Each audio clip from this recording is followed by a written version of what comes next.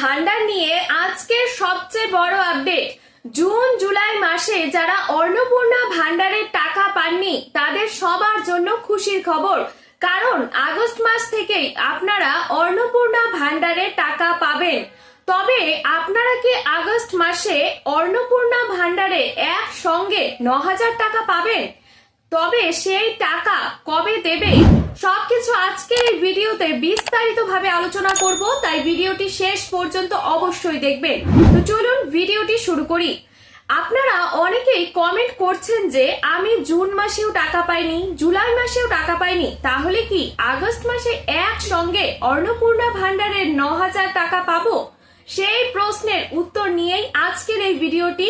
দেখুন নতুন আপডেট কি রয়েছে জেনে নিন। এখানে বলেছে যে পশ্চিমবঙ্গের সরকারের অন্নপূর্ণা ভান্ডার প্রকল্পের যোগ্য মহিলাদের প্রতি মাসে ৩,০০০ টাকা করে দেওয়ার ব্যবস্থা রয়েছে। এটা আপনারা প্রত্যেকেই জানেন যে অন্নপূর্ণা ভান্ডারে প্রতি মাসে যোগ্য মহিলারা ৩,০০০ টাকা করে পাবেন। কবে? কিন্তু বিভিন্ন কারণে এখনো অনেক আবেদনকারী জুন ও জুলাই মাসে কোনোটিরই টাকা পাননি। এর ফলে স্বাভাবিকভাবেই প্রশ্ন উঠছে, বকেয়া টাকা কি একসঙ্গে দেওয়া হবে? সরকারি নিয়ম অনুযায়ী যদি কোনো আবেদনকারী প্রকল্পের সমস্ত শর্ত পূরণ করেন এবং তার আবেদন যাচাইয়ের পর অনুমোদিত হয়, তাহলে বকেয়া কিস্তিগুলি একসঙ্গে দেওয়া হতে পারে। অর্থাৎ যদি কেউ জুন মাসে ৩,০০০ টাকা না পান, জুলাই মাসেও ৩,০০০ টাকা না পান, তাহলে আগস্ট মাসে নিয়মিত ৩,০০০ কিস্তির সময় তার আবেদন অনুমোদিত হয়ে যায়, তাহলে মোট ৯,০০০ টাকা আপনার ব্যাংক অ্যাকাউন্টে জমা পড়ার সম্ভাবনা রয়েছে। এখন প্রশ্ন হলো যে অনেকেই জুন ও জুলাই মাসে টাকা কেন পেলেন না, জেনে নিন। প্রথম কারণ রয়েছে যে আপনার নথি যাচাইকরণ বা ভেরিফিকেশন। নতুন আবেদনকারীদের তথ্য ও নথি যাচাই চলায় অনেক আবেদন এখনো প্রক্রিয়াধীন রয়েছে। দ্বিতীয় কারণ হলো ব্যাংক অ্যাকাউন্টে আধার লিংক বা ডিবিটি সক্রিয় না থাকা।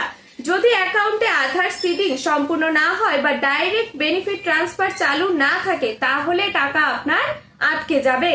তৃতীয় কারণ হলো যে আবেদনপত্রে ভুল বা অসম্পূর্ণ তথ্য, যেমন আপনার নাম বা আধার নাম্বার, ব্যাংক অ্যাকাউন্ট বা অন্যান্য তথ্যের ভুল থাকলেও আবেদন আটকে দেওয়া হবে। এবার জেনে নিন যে আপনার কি করা উচিত। এখন আপনি কি করবেন জেনে নিন। সবার আগে আপনি অফিসিয়াল সোশ্যাল সিকিউরিটি পোর্টালে গিয়ে নিজের আবেদন স্ট্যাটাস চেক করুন। তারপরে যদি পেমেন্ট আপনার প্রসেসিং দেখায়, তাহলে বুঝবেন যে আবেদনটি অনুমোদিত হয়েছে এবং টাকা শীঘ্রই আপনার অ্যাকাউন্টে দেওয়া হবে। আর যদি আন্ডার ইনকোয়ারি দেখায়, তাহলে আপনার নথি এখনো যাচাই হচ্ছে। এই অবস্থায় কিছুটা অপেক্ষা আপনাকে করতে হবে। এরপর যদি আপনার রিজেক্ট হয়ে যায়, এখন আপনার আবেদনটি যদি এখন রিজেক্ট করে দেওয়া হয়, তাহলে আবেদনটি আপনার বাতিল হয়ে গেছে। সেক্ষেত্রে কি কারণে বাতিল হয়েছে এবং কিভাবে সেটি সংশোধন করা যায়, তার জন্য আপনাকে প্রয়োজনীয় ব্যবস্থা নিতে হবে।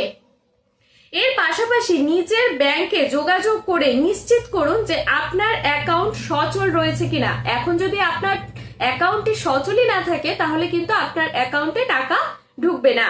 আধার লিংক করা আছে কিনা, ডিবিটি পরিষেবা সক্রিয় আছে কিনা, এ বিষয়েও আপনাকে খেয়াল রাখতে হবে।